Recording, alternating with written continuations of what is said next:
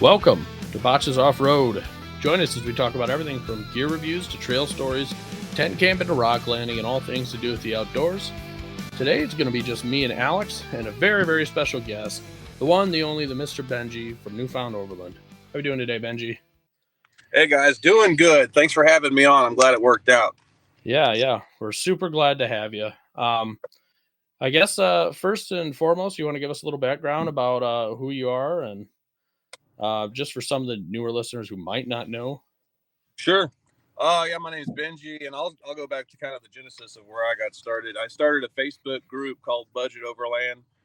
That was literally January of 2021, and that thing blew up like crazy.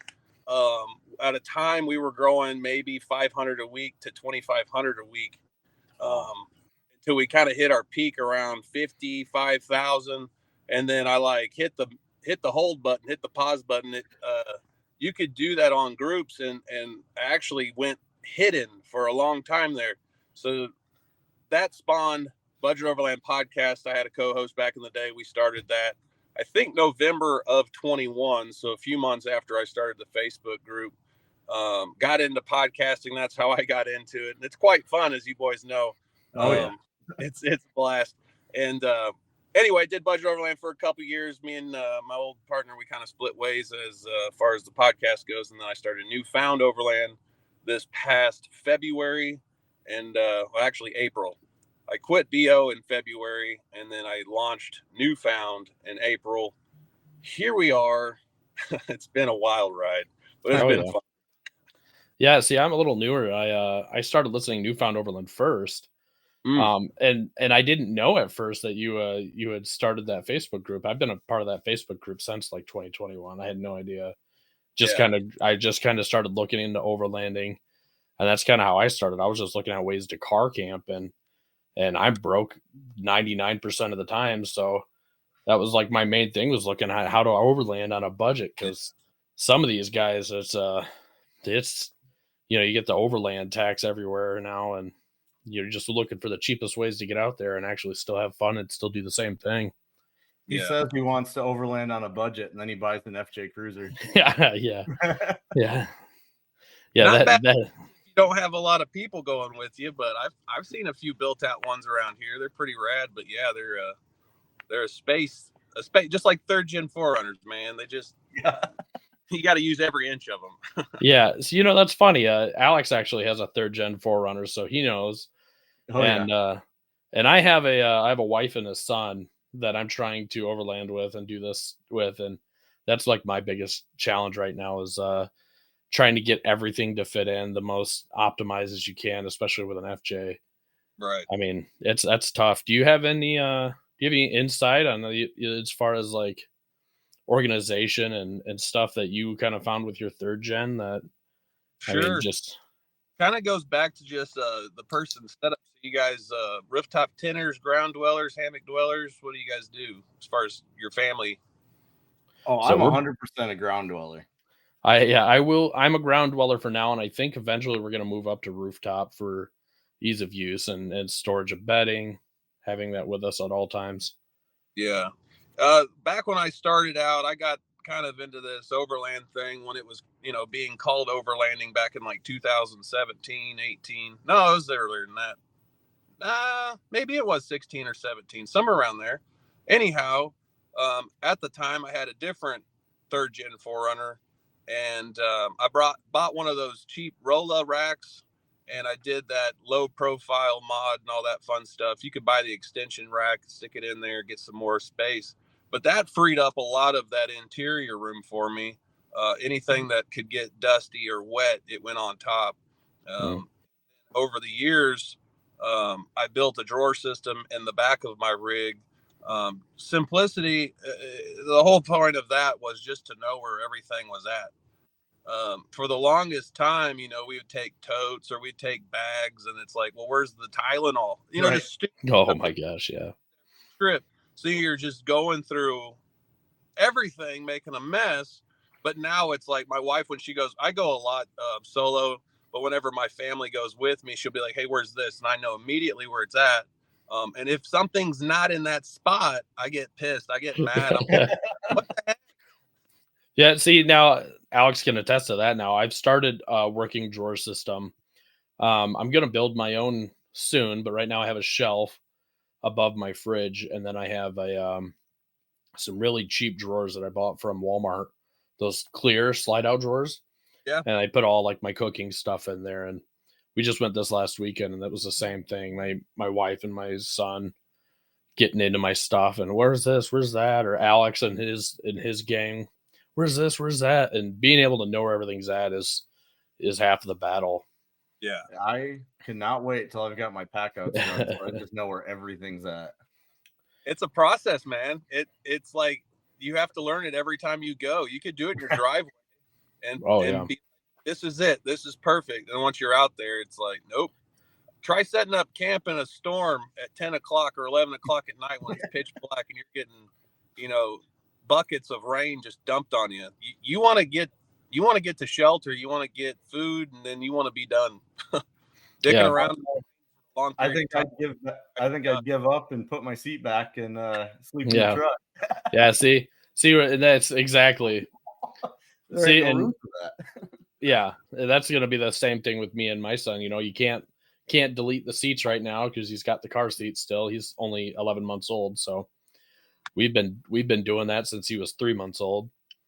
Did you have the FJ Cruiser whenever you had your son, or was it after he was born? Because we had one when my son was still in my wife's belly, and then soon after he was born, she's like, "I'm not doing this with the suicide." Yeah, no, I bought it 2 years ago, and we did car camping in it when she was pregnant, and did the door latch upgrade in there so we could get in and out from the back. And then once we had them, I honestly did. I thought about going to like a GX or something else 4-door, like a 5th gen 4Runner, just because it was just such a pain in my butt. But had a lot of friends talk to me and just like, hey man, it's pain, but like you get a lot from keeping it too. So yeah, I think part of the I think part of the fun for me is just trying to optimize that space as well as I can. Mm-hmm. So I mean, definitely, I know Alex was looking into getting a roof rack too for his 3rd gen. That seems to be a problem with the 3rd gen 4Runners, is getting that roof rack upgraded. Yeah, there's a few out on the market now, but back in the day it was pretty much this Sherpa and Prinsu. But now you got Victory 4x4. There's some other small pop-up shops that guys will do out of their house, but I don't blame them. Older platforms like that for a newer company to try to get in on aftermarket support. It's kind of a small niche than overlanding, really. Oh, for sure. Yeah. What's the biggest issue you've kind of came into with your 3rd gen? I mean, overall, I guess 3rd gens have been are like the gold nuggets around here. Like everyone wants one. But, like far as major issues go or anything like that's just kind of keeping up with the miles. So, mine's got 326,000 on the clock right now. And, I've done every mechanical thing imaginable other than replacing the engine, transfer case, and transmission. Everything else has been swapped. Axles, front and rear, bushings all around. Everything's brand new on it, valve covers, other than like front and rear main seals. Like everything else has been slowly updated or stuff. That's the beauty of these older vehicles. They're cheap when you get them, but over time, the money. But I know this one's a good one. I've got a couple parts rigs on standby. I need to pull a couple engines out and freshen them up, so whenever this thing's ready to go, I could put one in there. I plan on keeping this one for a hot minute. As much money and time as I put into it, I know it's a good one. I've driven it. We just did a Colorado trip this year, and I always go to Arkansas as many chances as I get. I got another trip coming up in November down there. So it's good to have a peace of mind, especially on these older vehicles. So like rear axle bearings, all that fun stuff that, Toyota's, it's a pain in the butt to do, but I know mine are done. Everything's sealed up proper for at least a good another 40,000-60,000 miles, maybe, if I'm lucky. Wheeling like that kind of wears them out a little bit, but we just had a Tacoma go out here and break the CV out this weekend. So yeah, that's kind of along with the axle. There's CVs along with it. Yeah, I just did my whole rear axle, all the wheel bearings, the seals, everything. And I've actually got another third gen that's tore apart in my driveway right now, getting ready to get the same stuff done. Nice. It's quite the process, man. Yeah. You mentioned Arkansas is going down there as much as you can. Is that kind of your favorite state for overlanding, exploring, camping? It really is. I could get down to the heart of the Ozarks in about 4 hours, really depending on where, but 3 to 4 hours, I'm down there. Missouri kind of sucks for off-road vehicular recreation. Even if it a Forest Service road or something, you still have the locals that'll put up a gate and chain it. And I've wasted more time backtracking than enjoying, the trail. I've got the Mark Twain National Forest to the south of me, about 30 miles. I'll go out there and putt around, and that's actually going to be kind of a winter project. I say winter project. I've got so many irons in the fire, but me and my buddy, we need to go map some more trail down there, because I've got friends that come up from Arkansas, and I've kind of showed them the same thing. As you go further east into the Mark Twain, it kind of gets a little bit better for wheeling, and it opens up for more trail. But down here, I'm near a military installation, and they'll do range firing, and it's kind of unique driving next to that when you're hearing these 50 cal rounds just going pop, pop, pop, pop right next to you. And you're like, is this legal? Are we even supposed to be out? Yeah, but, I'm actually an Army vet. I spent some time there at Fort Leonard Wood. That place is a little nuts. Yeah. Did you like it, or were you one of those guys that I was like, I can't wait to get out of here? It's not offering me nothing. Lucky for me, Lucky for me, it was always training. I was only there for a few weeks. Oh, okay. But we do kind of understand what you mean, though. We have a camp near us, Grayling, so it's kind of the same thing. Wheeling's not bad. Sometimes they'll have some things locked off. When do they have like arms training and stuff? So, but Michigan's not great for off-roading. Especially if you're going like Onyx. If you want to look at their rated trails or anything, their trails are. I mean, the ones that are blue are pretty much green. As far as like difficulty, they're really not hard. So the hardest ones we have are like Drummond Island, which is still pretty fun.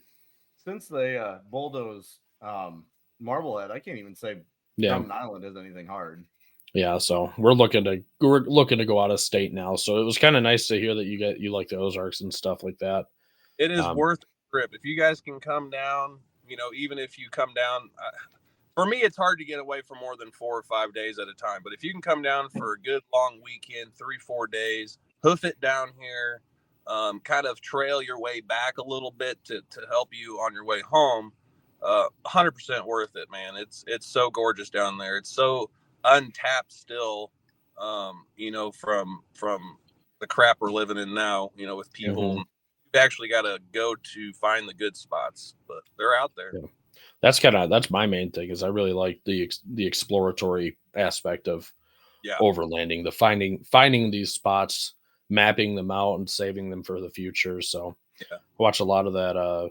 The Overland channel down there. Ozark Overland. Yeah, Ozark Overland. Gosh, those guys are so cool. He is Matt McClellan. Is that who you're talking about with the Jeep glass stuff? Yeah. He some people love him, some people hate him, but it's like you got to give credit to the dude. He's the one that he's mapped every trail down there, because I've had him on I think it was Budget Overland podcast. We were talking. He's like, I've pretty much mapped everything down there that you can legally map. And that's back when they were just recording off iPhones and the really cheap GoPro 2s and stuff, but he's full-blown full-timer, so hats off to him. That's cool. Yeah, absolutely. Man, I would love to be full-time. Oh yeah, for sure. Yeah, I think that's my goal. If I don't do and if it's not full-time, I think I'm just gonna move west every few years. I'm just gonna move a little bit more west and just move around the country, because that makes it really easy to overland if you're just renting a house. You're right up here in Colorado or something for a couple of years. So what do you got done to that third gen other than your roof rack and your storage stuff? Do you got What kind of lift? What I need to do a vehicle walk around. I've been saying that for 3 or 4 years. Yeah. It's a Frankenstein, that's for sure. I've got some 5th gen 4Runner stuff on here, and I've got some 80 series Land Cruiser stuff. That's primarily the front. Well, the rear springs are the front springs off of an 80 series. Yep.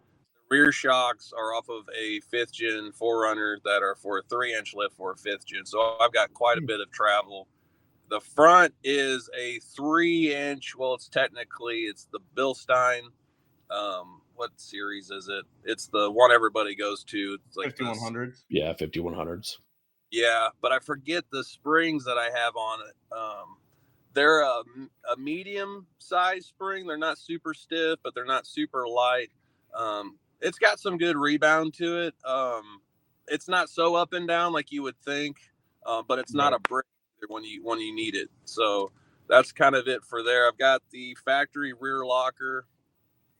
Front lockers, I'm not a fan of for IFS vehicles. I think they're just prone to breaking the CV axle. And if a lot of listeners might not know, but like CV axles are intended to break. That way you're not doing super major carnage. So whenever Jeep guys saying, "Oh, look at you snapped another CV," I've only maybe 2 CV axles in the last 3 years. It just depends on how you drive it. I mean, a lot of skinny pedal fans out there, but I think if you go slow and you can crawl, that's another thing. I reduced my gears to 488s. That helped out a ton. A lot of guys, when they're going to do re-gearing, they always do 411s or they just jump to 529s. It's like 488s are the sweet spot if you stick within like a 2 to 3 inch lift and you're not going to run anything larger than like a 33-inch tire. So each platform's a little different. The 5 engines, not a house, powerhouse or nothing, but compared to like a 20R or 22RE, I feel like it's sufficient enough to where I don't complain about it other than when I go up hills and I'm hitting $4,000, going 5 miles an hour if I'm lucky. But that's it for suspension. I've got a rear swing out. It was the True North fabrication, single swing out, the full length swing out, which was a pain in the butt. So I had a buddy last year. He came up with a design to do a dual swing out. We used the existing True North bumper and everything like that, and he just pretty much welded on the swing out doors. Front is a ARB that was on the vehicle when I purchased it. The only thing that sucks about ARBs is whenever you're throwing a winch on there, you've got to clock it to fit perfectly where the I never thought of that. control box is. So I had to take it out twice to clock it to where I could put that control box. Obviously, it couldn't be underneath the vehicle, so I put it between my grill, which has worked fine. I really want to get a wireless winch control deal, but I've yet to do that. Every time I think of that, it's whenever I'm using it. So right, exactly. And that's about it. Everything else is pretty much stock. Got the roof rack, got the rooftop tent, got an awning. Rear's the interior rear is the drawer system. I don't have any onboard power, but I've got a power inverter behind my seat to where I could reach back there and flip it on, flip it off. And then I've got my fridge behind my seat as well. That's why I was kind of laughing when we were talking earlier about just getting in the car and sleeping. Yeah, right. In the front seat of my rig at least 4 times. Straight up, exactly. It was way more comfortable than whatever I was experiencing. Whenever I went to Colorado, I slept in there one night because I didn't bring enough blankets. I didn't bring enough hoodies or anything. I brought my little Zero Breeze, but that was pointless in the mountains at 12,000 feet. Right. And everyone was kind of roasting me a little bit. I mean, I've been to Colorado. This is my 5th year going to Colorado. Like, I know the temperatures and stuff, but it was 100 degrees here in the Midwest. And I guess my dumb brain was just kind of thinking that weather would follow me. But. Yeah, no, I get it. Yeah, it just kind of carries over. Yeah, we actually just we got to like the early 30s degrees here this last weekend. And after the lowest we saw was 29. Yeah, and after the first night, me and my son in the tent were like, all right, let's head to town. Let's grab a little buddy and take the edge off a little bit, and that got us thinking, okay, are we going to do diesel? Are we going to run little buddies? But I think with the rooftop tent, it's got to be a diesel. But yeah, I don't know. My diesel heater is freaking awesome. Like, we go camping, winter camping all the time. So whenever it's like, for us, it doesn't get like negative really at all. But we get down in the single digits sometimes, or the teens, and it's crazy to think that whenever I'm out there camping, in that cold weather, I've got the windows open because the diesel heater's going. Yeah. But yeah, it's fun. yeah, that's definitely the plan for next year. I want to be able to do winter camping, and I think this winter is going to be a whole lot of paying off all the debt I've accrued from building up my rig this year, and then summer we're going for a rack. Cool. I've been looking at the 4x4 Colorado tents. Those are good. Yeah, they look really sturdy, like a long lasting investment. And then looking at building out my own diesel heater out of like a Pelican or something. You could buy those H-Calorie ones off Amazon, change out the fuel lines, and you can have less than $80 in it. Yeah, for sure. And then once you want to go to your Pelican style, because that's what I did initially. I bought a V4 and then built mine out of a box. That was before all the other stuff kind of came to the market. Mm-hmm. But every once in a while, you can catch those sales off those H-Calorie. They're really inexpensive, but man, that'd be worth it for sure. Especially right now. I know it sucks spending a bunch of money, but that's really good advice. I appreciate that. It's gonna be something that I was thinking maybe next winter, but honestly, is a lot of people are kind of pointing towards that same way too. So I might have to start it up this winter and get something going. Yeah, but yeah, I was kind of hoping to as well to talk to you a little bit about this Midwest Adventure Outfitters thing you got going on. You're getting ready to open up too. Yeah, man, I'm stoked. Don't know a whole lot as it's still not done, but I'm putting together an event. That's where I'm at right now. I'm on my way to shoot a little commercial for this event I'm going to do. So I'm going to have a house November 23rd. That's at the warehouse. That's at my shop from 11 to 2.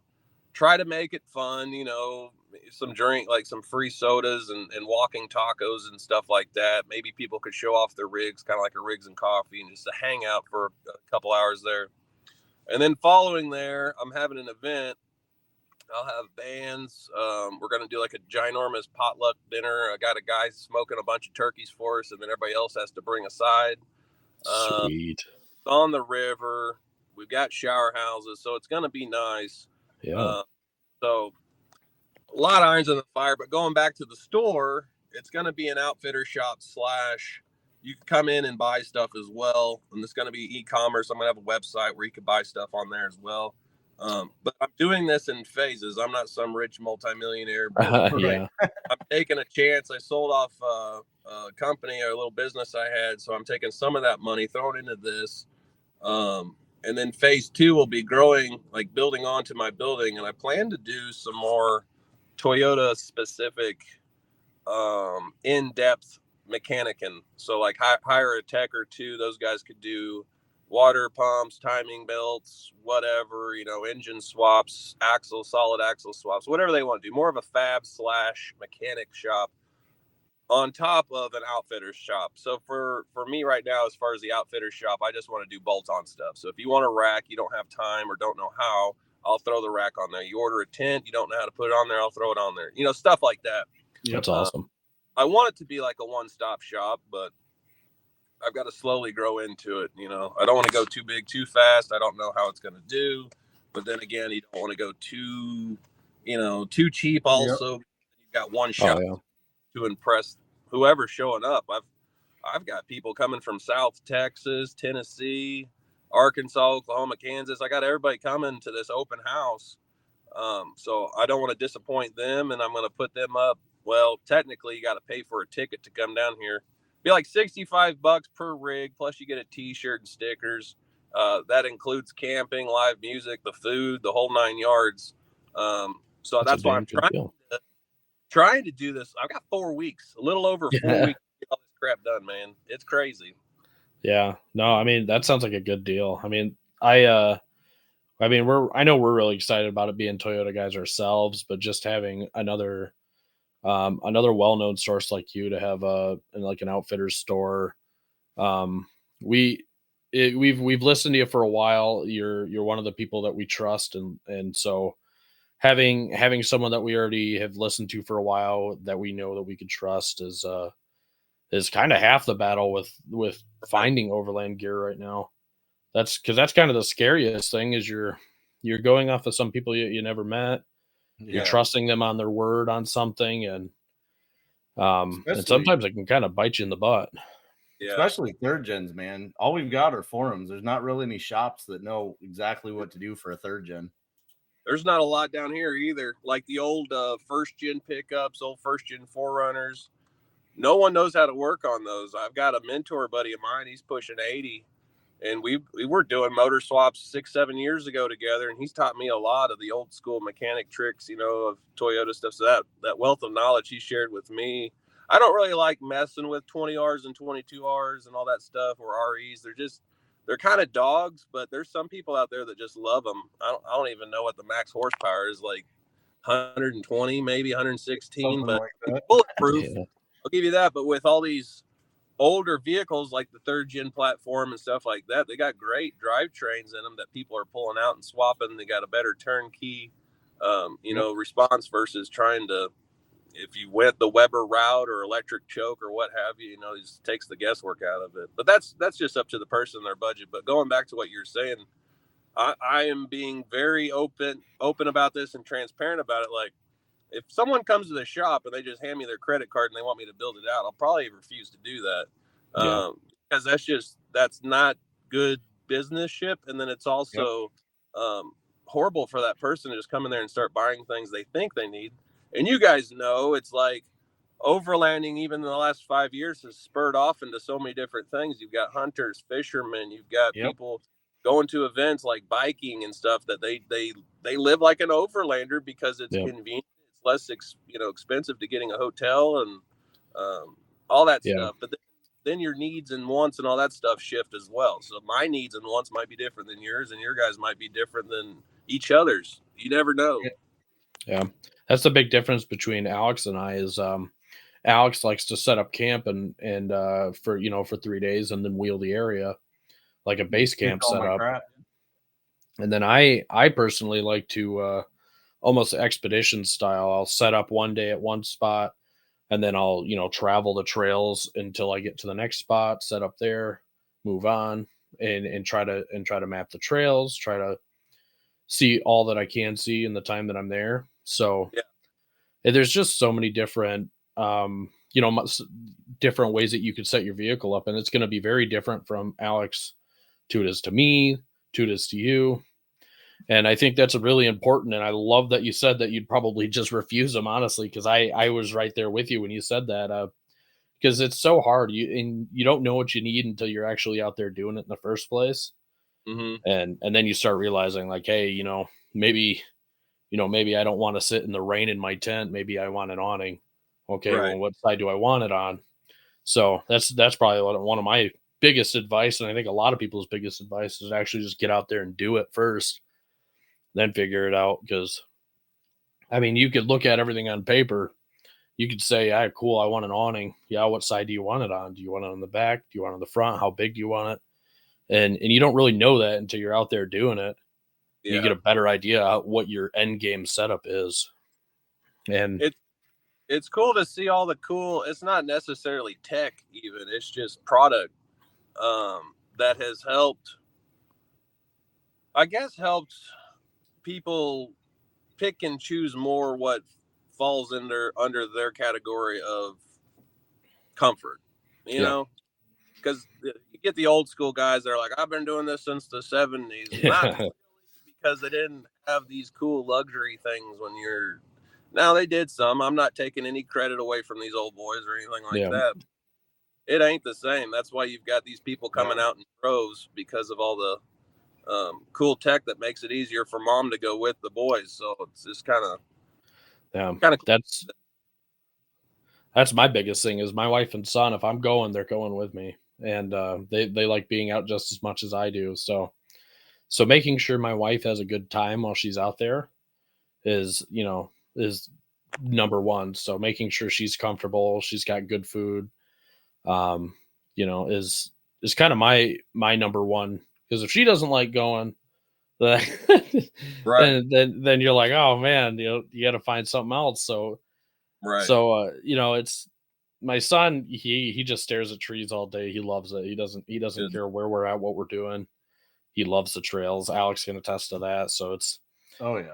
he's great. He's awesome for it. But my wife loves it. But it's making sure that she's as comfortable as she could be. And of course, I'm one of the types that I like to have good food and stuff while I'm out there. Good steak, some good steak and eggs or something. Yeah. So I like to have a good little cooking setup and all that. Um, are you running? Are you still running the clamshell? Jet Yeah. boil? Yeah. It's the what is it? The base camp, whatever. Yeah.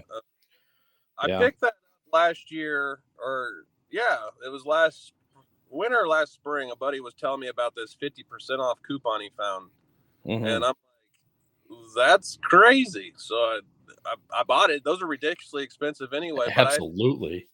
I've had the Coleman 2 burner. Those are fine.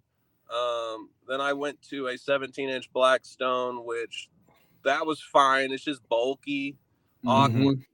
And then this little guy, man, he just fits right in my little drawer. It's like out of sight, out of mind. It's perfect.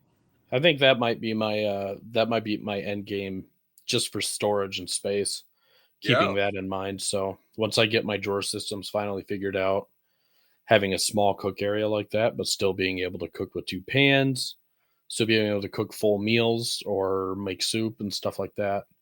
That's going to be really nice. I think I noticed that when I was watching. I want to say it was one of your YouTube videos. Yeah. Um, Hey, speaking of YouTube videos, I'm working on one right now, and I usually get really impatient when I do YouTube videos, but this one's going to be pretty legit. And I'm saying that because it's not done yet, but yeah. like the first 3 minutes for me at least are like, all right, this is pretty rad. I could watch this. But, everyone's flavor's different. So, Yeah. Oh, for sure. Yeah, no, we're super excited. Like I said, we keep up with you all around. I think pretty sure I just rewatched all of your stuff again just to make sure. I think I was reading up or no, I was listening to the Colorado trip with Independence because they're one of the other FJ yeah, overlanders. dude, They're like him. There's Joey from Professor Batson and Friends out in Arkansas. I had a buddy of mine who had a fully built out FJ Cruiser. They're out there, but I mean, I'm talking rigs that have everything you could think yeah. of. Those three rigs come to mind. Freaking Tyler's rig's insane. Yeah, no, those are inspiration rigs for sure. Um, but yeah, man, I really glad that you could join us here. I know that you're kind of like you said earlier, you got a lot of irons in the fire. You got stuff to do, and I appreciate you coming in and talking to Yeah, us. Um, I think we learned a little bit. I'd really like to do this again sometime. we Um, need to. We need to do a live stream. You guys do live streams? yeah, Not yet, but we're working on it. yeah, we're Okay. going to. Well, maybe I could have you guys on mine one day. Yeah, Yeah, we'd love yeah, it'd be that. really nice. Off road Brian. I've talked about him sometimes on the show. He is the one meeting me out here because he does all my drone stuff. He's got that A7 permit or whatever the heck it is. So I just mooch Mhm. off him whenever Yeah, I need stuff done. And whenever it comes down to drones and stuff, I'm just too impatient to fly. I think they're cool as heck, but I don't want to risk it myself. So he's right. got to meet up. We're not in a rush right now. He's actually on his way, but I've appreciated talking to you guys. I'm glad it worked out, but like you said, with all the irons in the fire, boys, I don't even know what I'm having for dinner tonight. Yeah. Crazy. Yeah, neither do we, but that's not because we don't have irons in the fire. We're just broke all the time. But hey, man, I really appreciate you having on here. Thank you, Benji. Anybody wants to check out his stuff, Newfound Overland on YouTube, Instagram. He's got the new podcast that he's got up there with a lot of really good episodes already. So And yeah, I'll link him in the show notes too, so you'll be able to get all his stuff from there. yeah. Right. Well, thank you very much. Yeah, guys, appreciate it. It was fun. Yeah. we thought We'll it'd talk be to you it. later.